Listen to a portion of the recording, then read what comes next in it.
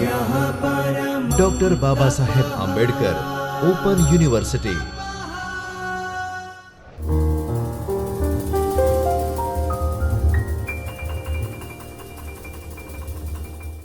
નમસ્કાર દર્શક મિત્રો, મારું નામ અંકિત જોશી છે। હું ડૉક્ટર બાબા સાહેબ આંબેડકર ઓપન યુનિવર્સિટીમાં કોમર્સના મેનેજમેન્ટ વિભાગમાં આસિસ્ટન્ટ પ્રોફેસર તરીકે હાલમાં કાર્યરત છું। તો વિદ્યાર્થી મિત્રો, આજે આપણે જે ભણવાના છીએ એમાં આપણો જે કોર્સ છે એ માસ્ટર ઓફ કોમર્સ એટલે એમકોમ છે।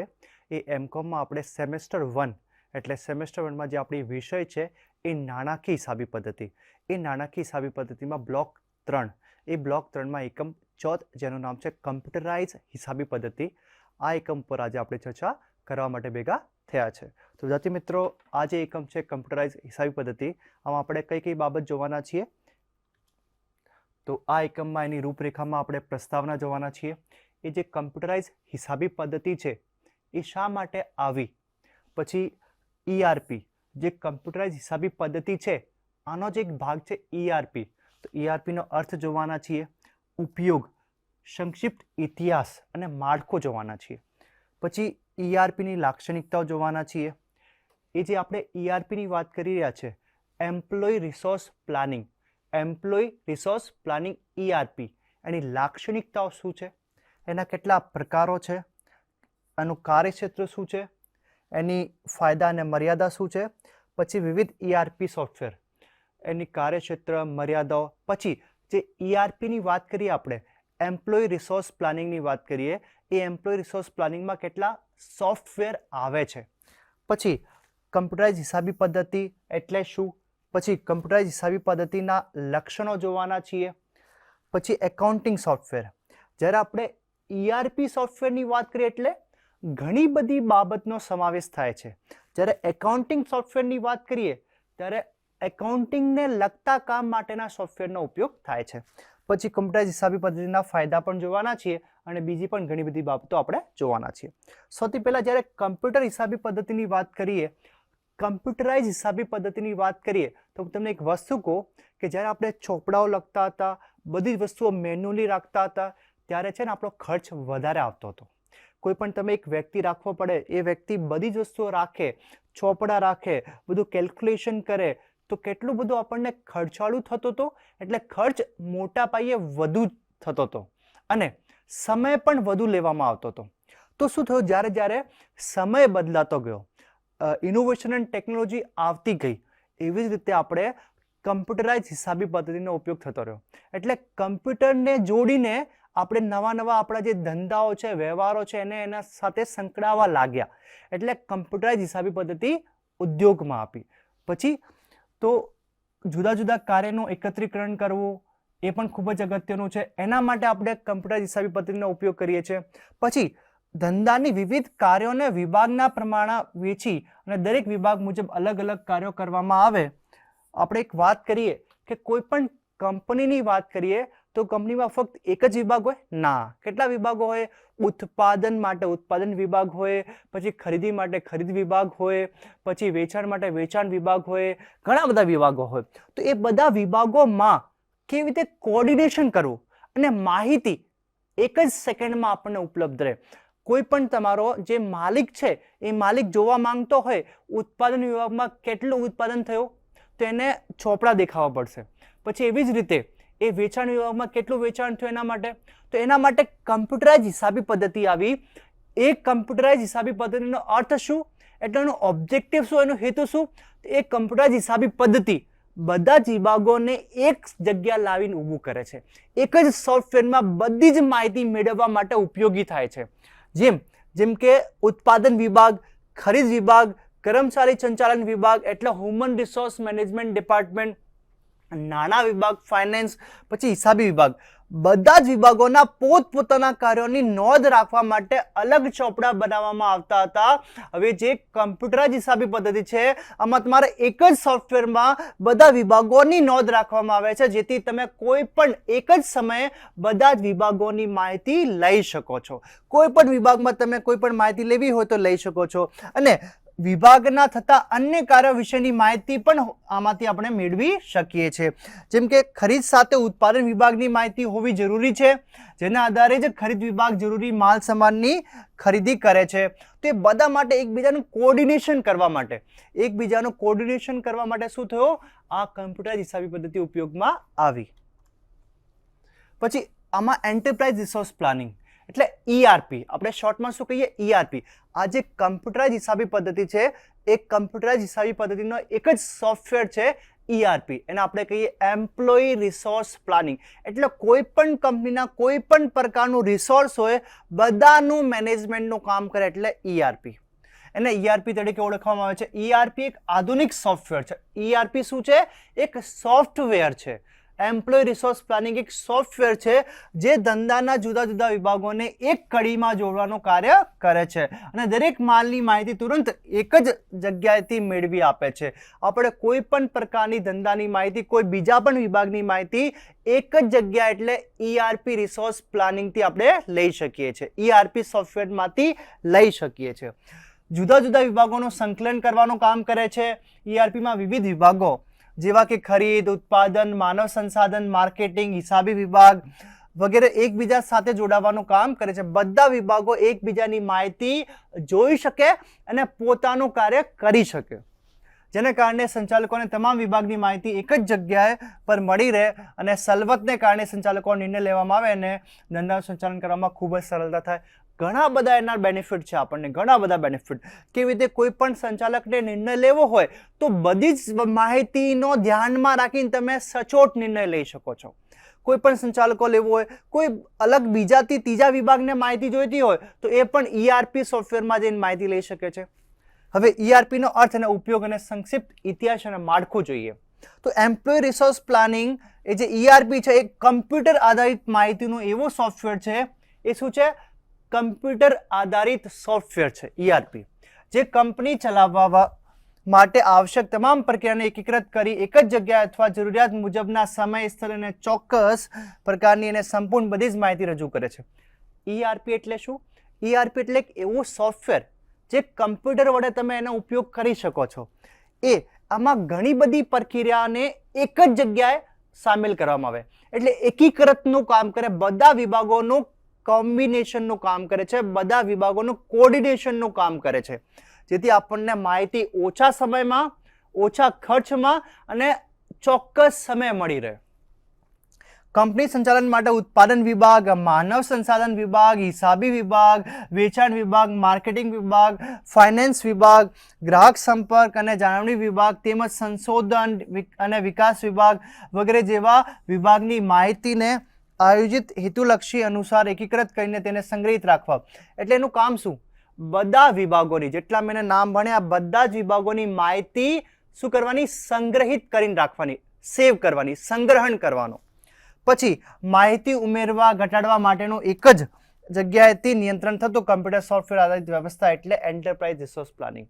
બધા માહિતીનું બધા વિભાગોનો કોર્ડિનેશન કરવો, બધાની માહિતીનું સંગ્રહણ કરવો, બધાની માહિતીનો ઉપયોગ કરવો અને એને વ્યવસ્થિત રૂપે રાખવો એટલે એમ્પ્લોય રિસોર્સ પ્લાનિંગ. હાલના સમયમાં ERP નો ઉપયોગ નાની ઓફિસથી લઈને મોટામાં મોટી ઔદ્યોગિક સંગઠનો કરી રહી છે. આજે છે ને ખૂબ જ ઉપયોગી છે. એટલે આજના સમયમાં નાની કંપની હોય કે મોટી કંપની હોય, દરેક કંપનીઓ ERP નો ઉપયોગ કરે જ છે. ERP દરેક માટે ઉપયોગી સોફ્ટવેર છે. ઉદ્યોગના કદ અને જરૂરિયાતને ધ્યાનમાં રાખીને તૈયાર કરી શકાય છે. એ કસ્ટમાઇઝ છે એટલે તમારે કંપનીને, તમારી કંપનીની પ્રકૃતિ અલગ હોય, વ્યવહારો અલગ હોય ને તો તમે ERP ને મોડિફાઈ કરી શકો છો તમારા કામના હિસાબે. તમને કેવી રીતે એમાં એન્ટ્રી કરવી છે એ તમે તમારા કામના હિસાબે, કંપનીની પ્રવૃત્તિના હિસાબે તમે એને શું કરી શકો છો? કસ્ટમાઇઝ કરી શકો છો. નાના કદના ઉદ્યોગો માટે તેના કાર્યો પ્રમાણે ERP સોફ્ટવેર ઉપલબ્ધ કરી શકાય છે. એમનું જેવું કામ છે એવી રીતે સોફ્ટવેર ERP માં ઇન્સ્ટોલ કરીને આપી દેશે. એવી રીતે ERP સોફ્ટવેરને એકમ કે શાસના જુદા જુદા વિભાગની કામગીરી સાથે સંકલિત કરીને એક તંત્ર તરીકે સ્થાપિત કરવામાં આવે છે. આ શું છે? એક તંત્ર જેમાં બધા વિભાગોનું એકીકૃત થાય છે. ત્યારબાદ ઉત્પાદન વિભાગ, ઇન્વેન્ટરી વિભાગ, નાણાં વિભાગ, માનવ સંસાધન વિભાગ, હિસાબી વિભાગ, વેચાણ માર્કેટિંગ વિભાગ, સેવા વિભાગ, ગ્રાહક સંપર્ક અને જાળવણી વિભાગ તેમજ સંશોધન અને વિકાસ વિભાગ વગેરે વિભાગોનું એક વ્યવસ્થિત કમ્પ્યુટર સોફ્ટવેર આધારિત માળખું રચવામાં આવે છે. બધા વિભાગોને એક સોફ્ટવેર આધારિત એક માળખું બનાવવામાં એક આપણને ઉપયોગી થાય છે. પછી નીચેની આકૃતિમાં ERP માળખું જોઈ શકાય. હવે જો હું તમને ERP નું માળખું કેવી રીતે હોય તો હું તમને એક વસ્તુ કહું કે આપણે સૌથી પહેલાં FY ભણીએ ને, FY પાસ થયા પછી SY આવીએ ને, એવી જ રીતે કોઈ પણ કંપનીમાં એક પ્રકારનું શું સ્ટેપ બાય સ્ટેપ કામ હોય, સ્ટેપ બાય સ્ટેપ કાર્ય હોય. જેમ હું તમને એક્ઝામ્પલ તરીકે કહું કે ઉત્પાદન વિભાગનું કામ ક્યારે ચાલુ થશે? જ્યારે ખરીદ વિભાગનું કામ પહેલાં થઈ ગયું હોય. ખરીદ વિભાગ દ્વારા બધા જ પ્રકારની ખરીદી કરી લીધી હોય, બધા જ પ્રકારના માલ સામાન ઓર્ડર કરી દીધા હોય અને ખરીદી લીધા હોય. ખરીદ ડિપાર્ટમેન્ટ એનું પોતાનું કામ કર્યો. ખરીદ ડિપાર્ટમેન્ટનું પોતાનું કામ કર્યા પછી જ આપણે ઉત્પાદન વિભાગ કામ કરી શકે છે. બીજું તમને એક્ઝામ્પલ આપું. ઉત્પાદન વિભાગમાં ઉત્પાદન થયા પછી જ તમે વેચાણ કરી શકો છો. તો આપણે જુઓ, તમે ઉદ્યોગમાં બધા વિભાગો એક સાથે સંકળાયેલા છે ને એકબીજાની માહિતી ઉપર અને કાર્ય ઉપર બીજાનું કામ થાય છે. તો એકબીજાની માહિતી અને કાર્ય ઉપર બીજા વિભાગનું કામ થતું હોય તો એને એકીકૃત કરવા બહુ જ જરૂરી છે. કોર્ડિનેશન કરવું બહુ જ જરૂરી છે. એ આપણને માળખું બતાવે છે કેવી રીતે આપણે એને કોર્ડિનેશન કરી શકીએ. સૌથી પહેલાં સંશોધન વિભાગ આવે છે. સંશોધન વિભાગ એટલે જ્યારે તમે કોઈ પણ કંપનીમાં આ વસ્તુ બનાવી છે કે ઓલી વસ્તુ બનાવી છે, એ સંશોધન અને વિકાસ વિભાગ આપણને કહે છે. કેમ કે આ પ્રોડક્ટ તમે મન ફાવે એમ ના બનાવી શકો છો. ઘણા બધા લોકો પૂછવામાં આવે કે તમે ખરેખર આ પ્રોડક્ટનો અમે ત્યારે ઉત્પાદન કરશું તો તમે એનો ઉપયોગ કરશો? એ કે હા, એ મારી જરૂરિયાતને સંતોષે છે. તો એવું સંશોધન અને વિકાસ વિભાગ બધા લોકોને માર્કેટમાં સર્વે કરે. એ સર્વે ઉપરથી ખબર પડે કે આપણે કઈ ઉત્પાદન કરવી જોઈએ, કઈ વસ્તુનું ઉત્પાદન કરવું જોઈએ જેનાથી લોકો એને બાજારમાં ખરીદી લેશે અને લોકોની જે જરૂરિયાત હોય એની સંતુષ્ટિ થાય.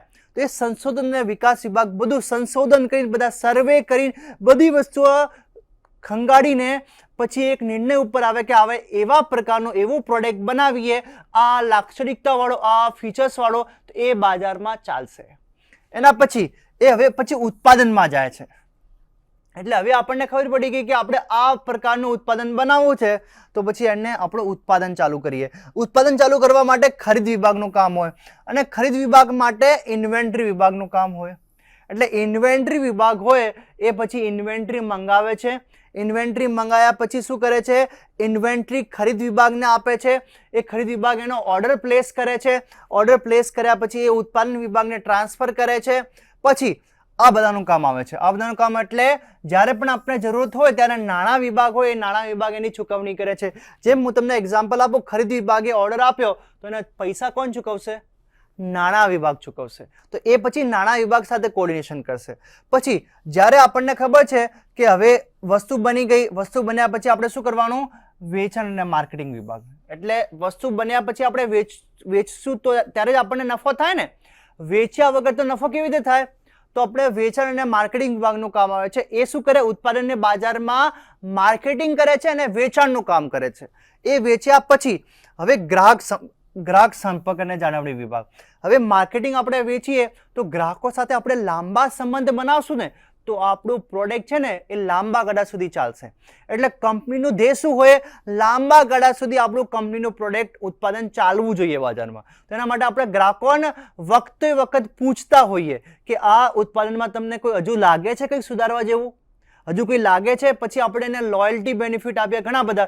એટલે આપણને ગ્રાહક સાથે સંપર્કમાં રહીએ, ગ્રાહક સાથે અટેચમેન્ટમાં રહે કંપની, કે કંપની શું કરી રહી છે, એ ગ્રાહકની જરૂરિયાતને ખરેખર સંતોષે કે નથી. એટલે ગ્રાહક સાથે આપણે સંપર્ક કરવાનો. આ માનવ સંસાધન વિભાગ કયો છે?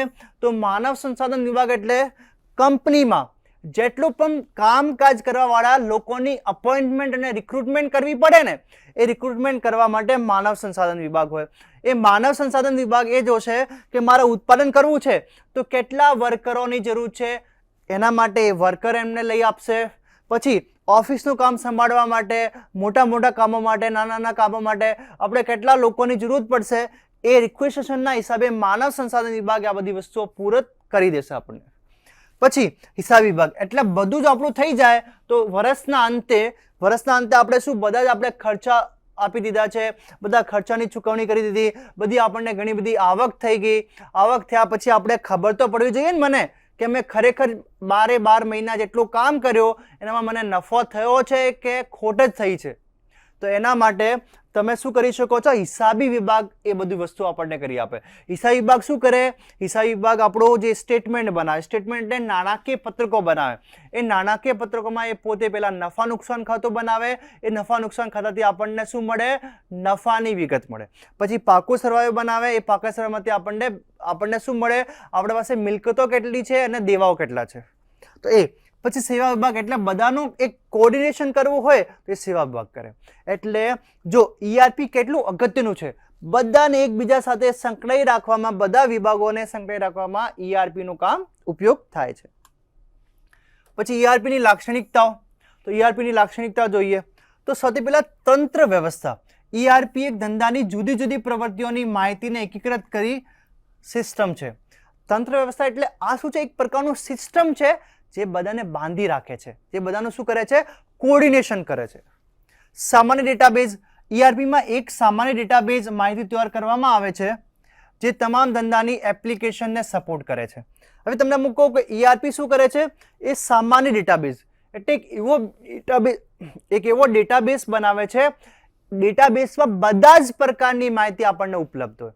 એપ્લિકેશનમાં ધંધાની તમામ માહિતીને આપણને કન્સિડર કરી શકીએ એવું. પછી રિયલ ટાઈમમાં પ્રવૃત્તિ અંગેની માહિતી.